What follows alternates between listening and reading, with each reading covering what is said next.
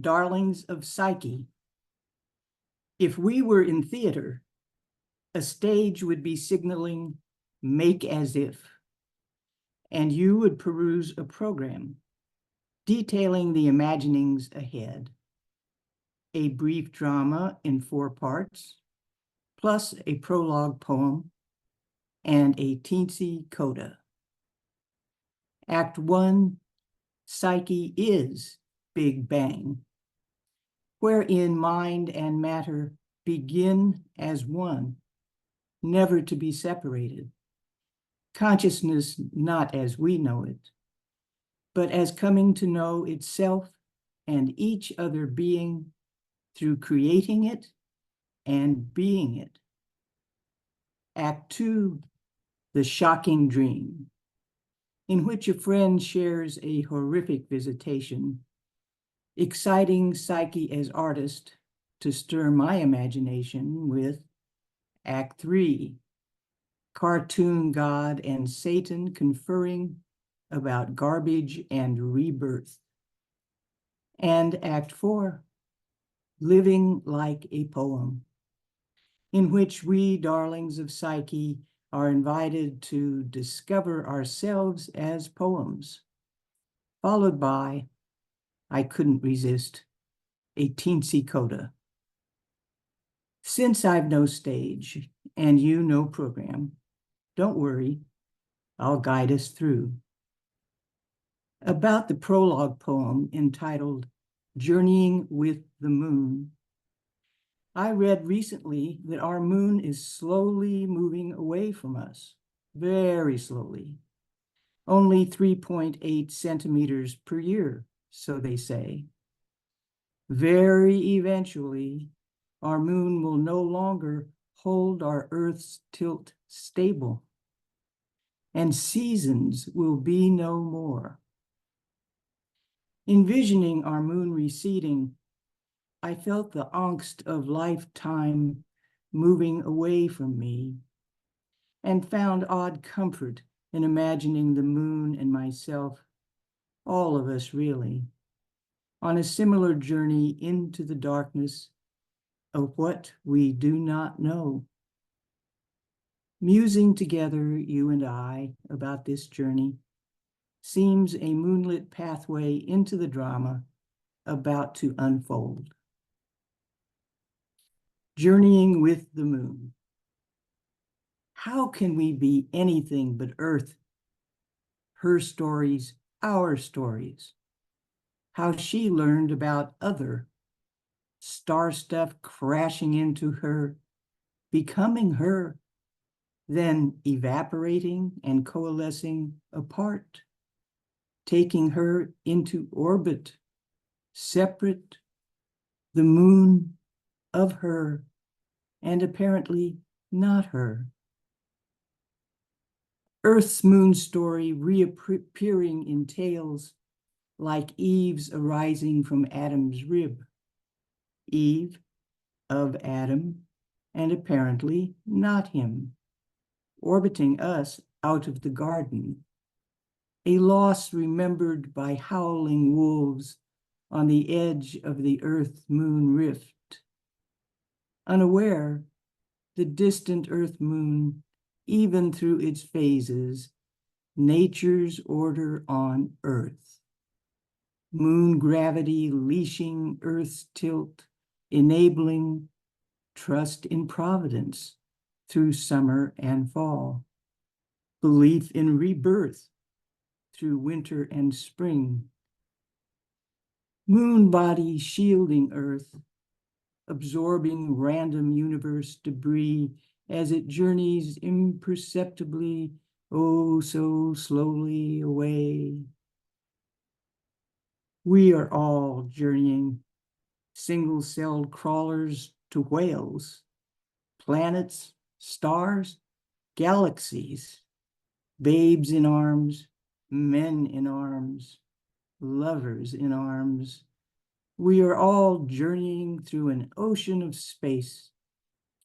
Some of us willy-nilly dreaming an earthbound dream, arrival, ashore, a place some call heaven, some nirvana. It goes by many names, where other feels like one again, and stopping is not death. Others journey gamely in darkness, like our moseying moon.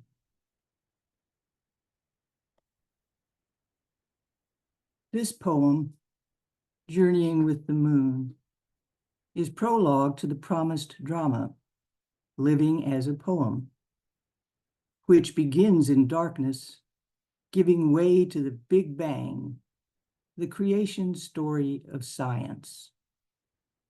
Act 1, Psyche and the Big Bang. So, darlings of Psyche, who, you ask, me, a darling of Psyche? What does that even mean? Well, if Psyche is the Big Bang, it means getting to be. And if creative love is willing the being of another, then Big Bang Psyche loves us all. The expanding universe of beings it continuously creates, detonating its Big Bang Psyche fire into asteroids flying, stars birthing, galaxies swirling, moons moseying, innumerable dust flakes floating, lit by cosmic rays. Firelight even softening to blue the atmosphere of moist earth, as our planet's molten core of fire reaches through its dark, stony flesh and pulsing oceans toward nuclear blaze of its sun. Their touch, planet Earth and star sun, exploding in earth life, grasses, bushes, flowers, forests of trees, amoeba, fish, reptiles, birds, mammals, humans, yes, even humans, darlings charged with Psyche's desire to discover. If Big Bang Psyche is an artist, then every being passing through time is art. And since humans have and use words, Psyche invites us each to become a poem, a path open to dreams, insights, visions, metabolizing those darlings into our own persons, perhaps even into words for the world, to hear and wonder, and perhaps even sing, savor them into memory like life nectar. People calls Big Bang Psyche, receive and create, my darlings. Act 2, a shocking dream. A man of goodwill walks to the corner, carrying his compost, opens the container of common garbage. Maggots sliming everywhere. Horrified, he falls back, retching. But horror upon horror, he vomits maggots, and looking down, sees he is vomiting himself, a man of maggots. If we were in theater, you would be given intermission now to stomach the dream, perhaps with a beverage, likely with a conversation, probably not about maggots, wondering why you had come. Act 3, eavesdropping on cartoon God and devil, conferring about the garbage problem. So God called up one of his most irritating counselors. Satan, he said, food ends up as shit and bodies end up as carrion. And I'm trying to get this rebirth thing going, damn it. Ah, damning it may be the way to go, sire, oozed Satan in his usual sycophantic way. Say more, said God, open. I suspect whatever agent capable of turning all that decaying stuff into life again would end up being reviled by those dumb humans you're so fixated on. In other words, would be damned by them even while it was bringing life back. Yes, I'm afraid so. That does sound like them. But what sort of agent are you thinking of? Well, what about unborn babies of what humans consider a pest competing with them for food? You mean like tigers or wolves, something like that? No, I had more in mind those swarming competitors like flies. You know how humans will be terrified of insects? Their very multitudinousness giving them the willies. You mean the little fly babies? The maggots? Yes. Imagine if the maggots actually fed on all that food refuse and shit and carrion, grew into healthy flies, able to carry all kinds of life from hither to thither, pollinating hops for beer, apples for cider, grapes for wine, rebirth. Think of it. I think I like it. Rebirth, not just as a phoenix, but also as a maggot. There's something attractive about that idea. Of course. See how it expands the scope of your hang up with love. Not just the perfumed glorious, but the stinky dead and dying. I knew you were the one to ask, your expertise being what it is. So, giving the most fundamental, awesome, difficult task of rebirthing to the most unloved baby, the maggot, that will be my honoring of the maggot with my most trusting love.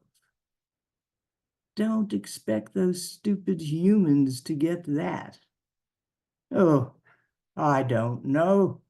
You, suffering a great deficiency in that area, lack the genius of love. I can imagine a human working with a dream of maggots, working so hard he identifies his being with them, being open enough to this unparalleled rebirthing gift to experience my love in it all. Good luck with that. You'd have to wait eons for someone like that. I've got time.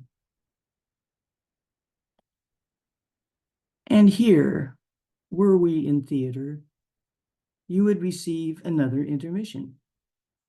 This time, to debate with yourself and your partners whether to seek an early exit and risk missing the point of it all.